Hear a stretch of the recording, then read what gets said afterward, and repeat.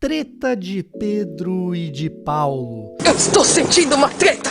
Quando que opor-se a alguém, confrontar alguém, vale a pena?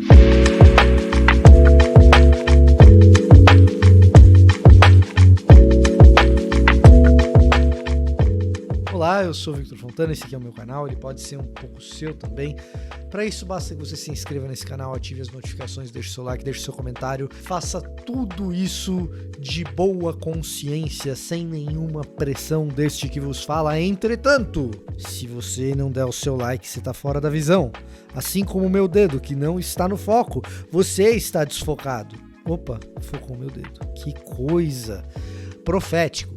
Muito bem.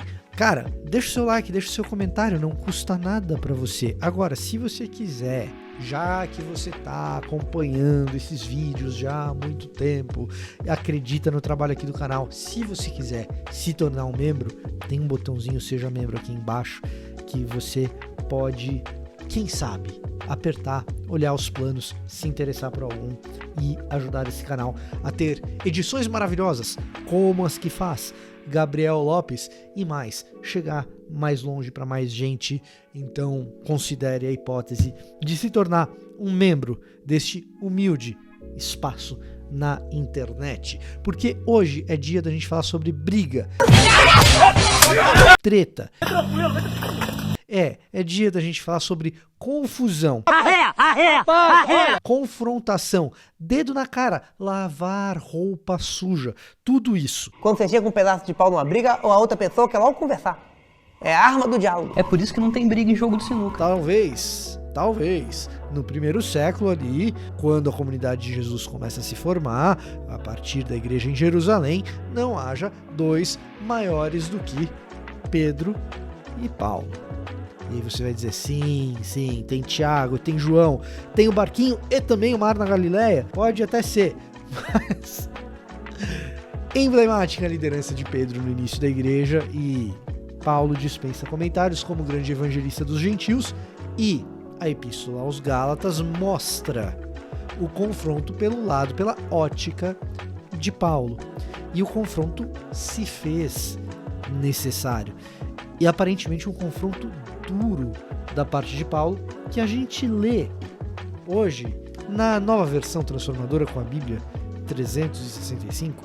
Cá está a minha edição em letra grande, a sua pode ser em letra grande ou menorzinha, basta você passar aqui embaixo no link da Amazon e adquirir a sua. A gente lê hoje a Epístola de Paulo aos Gálatas, no capítulo 2, versículos 11 até o 13, tá? Mas quando Pedro veio a Antioquia, tive de opor-me a ele abertamente. Olha só, Paulo não pegou Pedro e trouxe de canto. Não. Problemas com todo mundo, problemas públicos, às vezes, são necessários serem tratados de forma aberta, pois o que ele fez foi muito errado. A tradução da NVT às vezes traz umas coisas interessantes. No começo, quando ele chegou, ele comia com os gentios. Mais tarde, porém, quando vieram alguns amigos de Tiago, começou a se afastar com medo daqueles que insistiam na necessidade de circuncisão. Como resultado, outros judeus imitaram a hipocrisia de Pedro e até mesmo Barnabé se deixou levar por ela. E aí Paulo continua descrevendo a bronca que ele dá em Pedro, que tinha comido com um gentil Cornélio, como nos relata o livro de Atos, e entre ali os Gálatas comia com os gentios, mas diante de uma possível repreensão de alguns da parte de Tiago no que diz respeito a comer com gentios que ainda não se circuncidaram, Pedro então ataca a igreja. Pedro cria duas categorias de crente. Tem o crente que já passou pela circuncisão, é o crente que se tornou judeu de verdade. E tem aquele que ainda não entendeu, né? E não circuncidou. Quando na verdade o correto era o gentio de fato não precisar de circuncisão, porque o trabalho do Messias era um trabalho para alcançar todas as nações. Então esse gentio está sendo alcançado pelo Messias, raiz de Davi, filho de Abraão, judeu, cumpridor da promessa, sim, está sendo alcançado. Porque todas as nações, de acordo com Gênesis capítulo 15, todas as nações seriam abençoadas pela família de Abraão, e Jesus cumpre isso. Então esse gentio segue sendo gentio, ele não precisa se tornar judeu, ele não precisa se circuncidar. Esse é o grande ponto de toda a história aqui. E, sendo assim, quando Pedro pega e fala o seguinte, não, olha, acho que eu não vou mais comer com esses caras, ele está criando na igreja duas castas distintas e em cima de um conceito teológico absolutamente equivocado que invalida o que o Messias fez. E então, quando você tem um conceito que invalida o que o Messias fez, quando existe a idolatria de uma determinada prática, a circuncisão nesse caso, o confronto se faz necessário e de maneira aberta. Quando você tem a criação de castas dentro do corpo de Cristo, diferenciando uns que são mais do que outros, e quando você tem algo que substitui o trabalho de Cristo, que é o que está acontecendo aqui com a circuncisão, o confronto é absolutamente necessário. A briga, ela se faz inevitável. Você pode até dizer que é um mal necessário, mas é um confronto que precisa acontecer.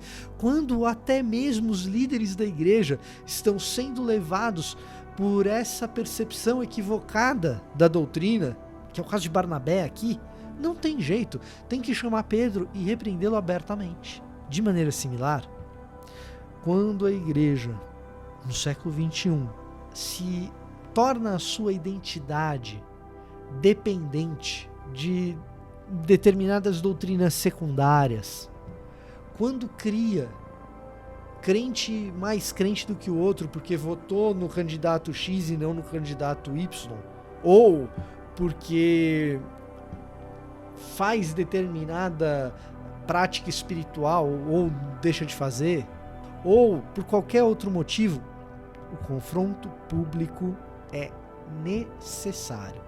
É desagradável, ninguém gosta de fazer. Não é agradável chamar a atenção dos outros publicamente. E a pessoa que gosta de fazer isso, ela tem algum problema. É uma tarefa meio pesada. Eu preferia não ter que fazer quando faço. Quando sou chamado a fazer. Mas vou fazer porque é necessário. Então existem determinadas discussões, determinadas repreensões públicas, que elas são mais do que bem-vindas. Elas são imprescindíveis. Elas são necessárias, não dá para abrir mão delas. E no momento que a gente vive, quando a gente faz essa repreensão, alguns vão dizer assim, isso é um golpe contra a unidade. Não!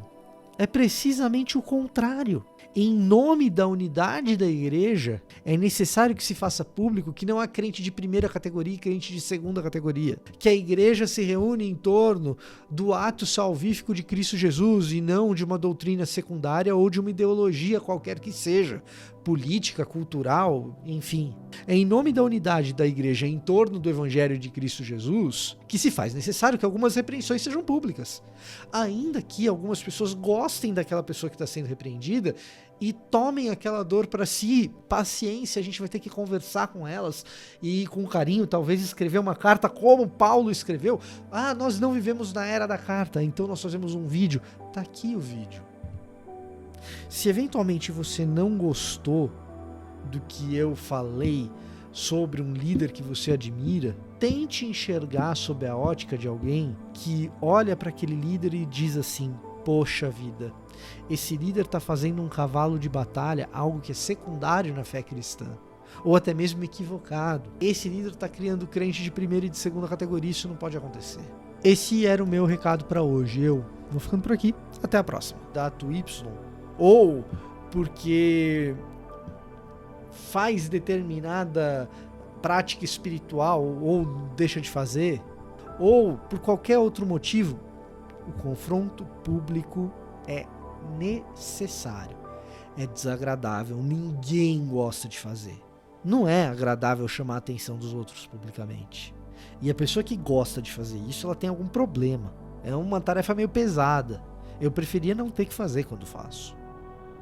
Quando sou chamado a fazer. Mas vou fazer porque é necessário. Então existem determinadas discussões, determinadas repreensões públicas, que elas são mais do que bem-vindas. Elas são imprescindíveis. Elas são necessárias, não dá para abrir mão delas. E no momento que a gente vive, quando a gente faz essa repreensão, alguns vão dizer assim: ah, isso é um golpe contra a unidade. Não! É precisamente o contrário. Em nome da unidade da igreja, é necessário que se faça público que não há crente de primeira categoria e crente de segunda categoria. Que a igreja se reúne em torno do ato salvífico de Cristo Jesus e não de uma doutrina secundária ou de uma ideologia qualquer que seja, política, cultural, enfim. É em nome da unidade da igreja em torno do evangelho de Cristo Jesus que se faz necessário que algumas repreensões sejam públicas. Ainda que algumas pessoas gostem daquela pessoa que está sendo repreendida e tomem aquela dor para si. Paciência, a gente vai ter que conversar com elas e com carinho, talvez escrever uma carta como Paulo escreveu. Ah, nós não vivemos na era da carta, então nós fazemos um vídeo. Tá aqui o vídeo. Se eventualmente você não gostou do que eu falei sobre um líder que você admira, tente enxergar sob a ótica de alguém que olha para aquele líder e diz assim: poxa vida, esse líder está fazendo um cavalo de batalha, algo que é secundário na fé cristã, ou até mesmo equivocado. Esse líder está criando crente de primeira e de segunda categoria, isso não pode acontecer. Esse era o meu recado para hoje. Eu vou ficando por aqui, até a próxima.